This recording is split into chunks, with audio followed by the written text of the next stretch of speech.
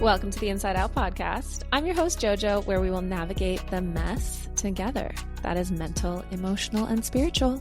Let's get into it.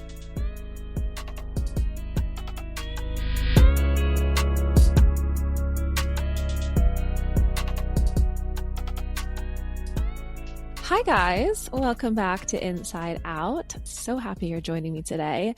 I want to talk about breaking negative patterns and how we can do that. And I feel like we all have this repetitive pattern that keeps showing up in different areas of our life, but it's the same kind of cycle. And we're like, oh my God, I'm so over it. I want to break this. I want to change this. And we keep saying, I want to change this. I want to change this. But we actually don't get to change it if we keep choosing the same thing. And the only way to actually transform this is by choosing differently, which we all know.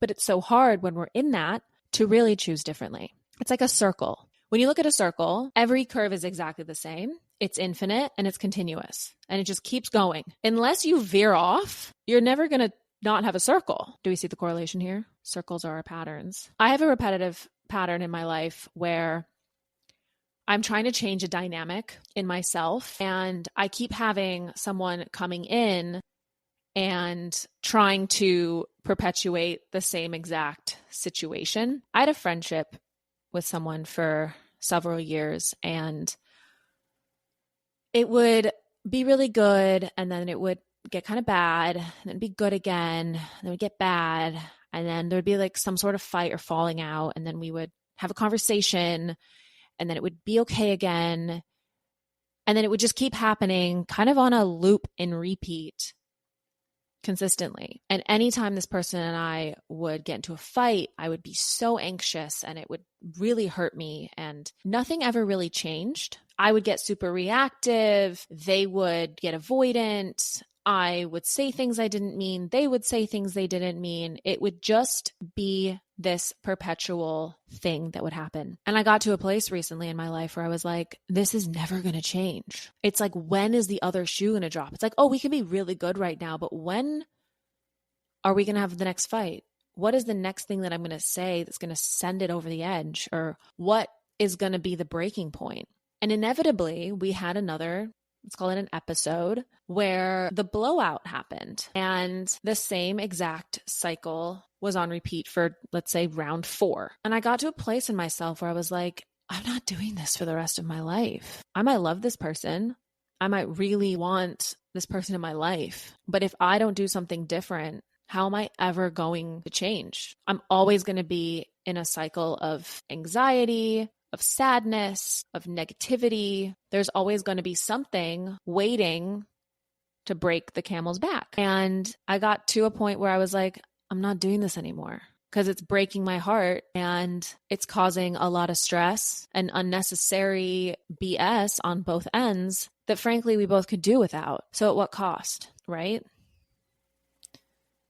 And you might feel like, well, I'm the bad guy if I'm choosing different. Okay, at the cost of the rest of your life being this exact same cycle with this person.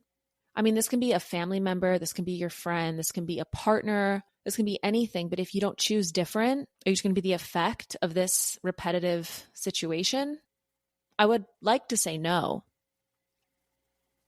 We have to be the catalysts to veer off the circle. We have to be the ones to make that change. And it's not easy. It sucks. It hurts. And they come back and they want to fix it or have a conversation or I'm sorry, I miss you, the same thing. But that's just going to start the process over, isn't it?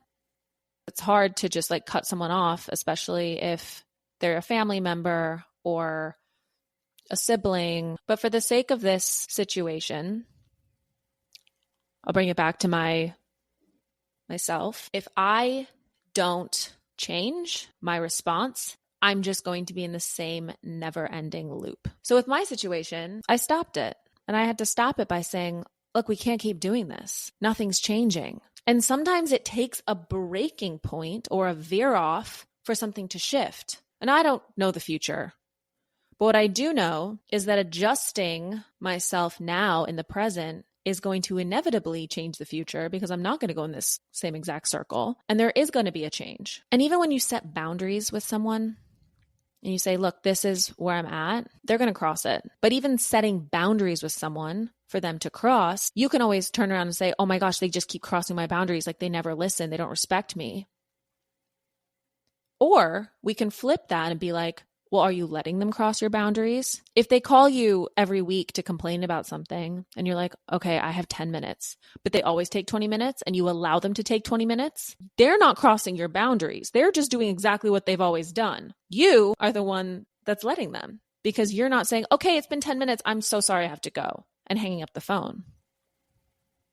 Change starts with us. Breaking the circle starts with us. Breaking our patterns and our cycles and taking challenging situations and changing them, it's all us. And it's not easy to do this. It is repetitive work. And when we keep asking for, oh my God, I need a change, what is the universe going to keep bringing us? The exact story that we can choose to change.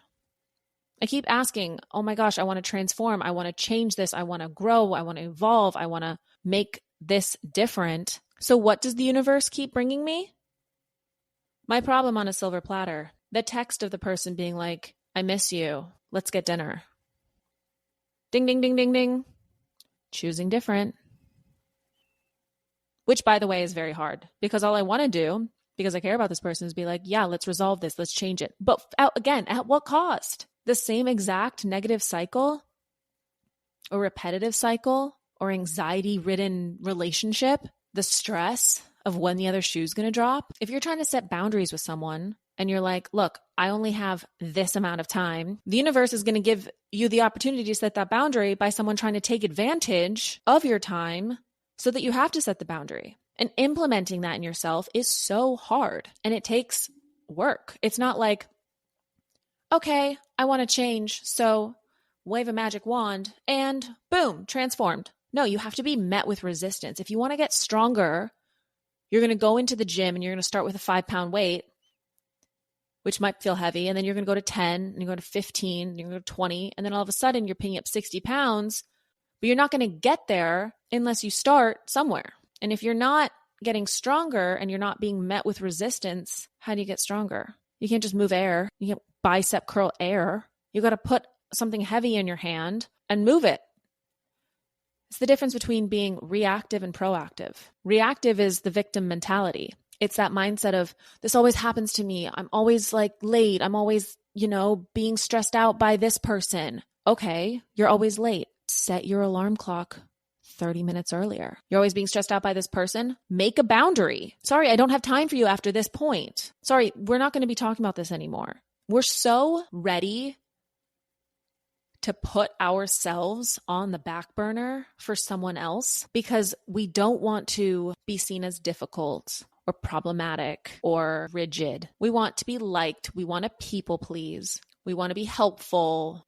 We want to be nice. Again, at what cost? At the cost of our own sanity, our own lives, and our mental health. Being proactive is saying, I can do something about this. This is an opportunity for me to change. This is an opportunity for me to choose differently.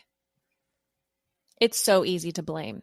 It's so easy to be like, it's their fault. Flip the script. It's not their fault. It's our fault. It's our fault for putting up with this. It's our fault for not choosing different. If we want to be more patient or tolerant or empathetic in our lives, and we really want to change that and grow that attribute of ourselves, what's going to show up? A traffic jam. Someone talking badly about us behind our back, a child throwing a temper tantrum on you. These are all areas in which we can enhance the attribute of patience. Okay, now I'm in a traffic jam. Okay, I need to be patient. I need to not rush. I need to take my time.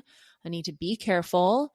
I need to look both ways. I need to slow down. We're so impatient. We want to get there so fast. Oh my gosh, traffic, beep, beep, beep. No, breathe. You want to be more patient? That's why this is showing up in your life. That's why you're stuck in traffic, so you can breathe through the impatience, so you can learn patience. You don't learn patience by just being like, la-di-da, everything's good. No, you got to be met with a challenge. You don't become more tolerant without your child screaming in the middle of a grocery store, throwing a temper tantrum in the cart by him just sitting on the floor at home playing with Legos. You build tolerance by dealing with that head on and not getting reactive or getting angry or being intolerant and getting really worked up about the situation. You don't build empathy by having someone talk negatively about you and then turning around and being like, well, they do this and they do that and they're a backstabbing, whatever. No, you build empathy by saying, okay, that's their opinion. That doesn't change the way the reality is.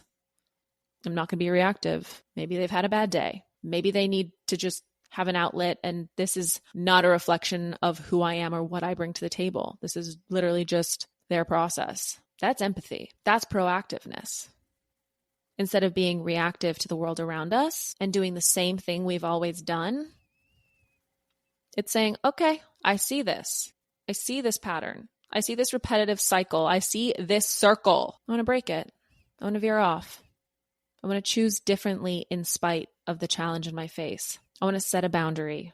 I want to say no thank you to the dinner. I want to step away and step into a new destiny, because if you're still in that loop, in that circle, it's infinite. It's always the same. There's no room for difference. And it's so hard to do this in the middle of it. So start with something small. Write a list of the things in your life that you want to do differently. Maybe it's you're always late. Okay, so just set your alarm 30 minutes earlier, because the more that you work that muscle of change and not doing the same thing with the small stuff, the easier it's going to be with the bigger stuff. The easier it's going to be when that person reaches out to you that triggers you, or that person that keeps crossing your boundaries, or that person that's talking negatively about you behind your back. So let's apply this to the mess, the mental, emotional, and spiritual. The patterns that we have in our lives, I would advise writing them down, or the things that don't serve us, whether that's impatience or not having firm enough boundaries. Make a list of what those things are. And then emotionally understanding what the proactive way to deal with that is. How to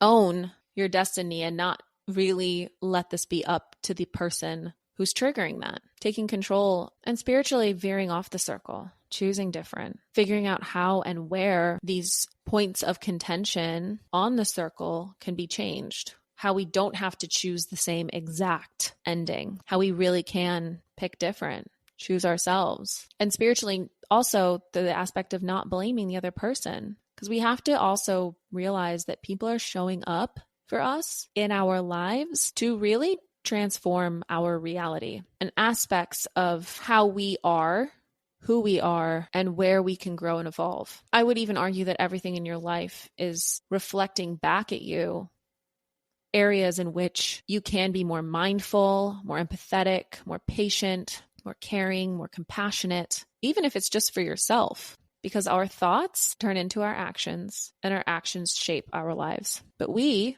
have the full control and autonomy on how we react to them.